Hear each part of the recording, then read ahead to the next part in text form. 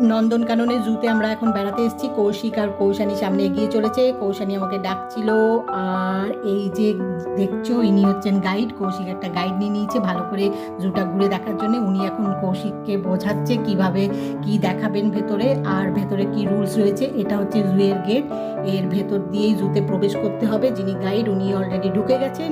কৌশিক ওনাকে ফলো করে ঢুকছে, আর তার পেছনে কৌশানী, তার পেছনে আমি, আর এনারা আমাদেরকে ওয়েলকাম করছে।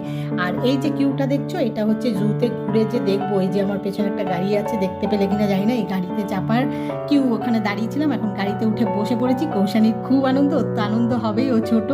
আমার, কৌশিকের, আমাদেরও খুব আনন্দ লাগছে। জুতে এলে না সবাই যেন কেমন ছোট হয়ে যায়। এখন জুটা ঘুরে দেখি।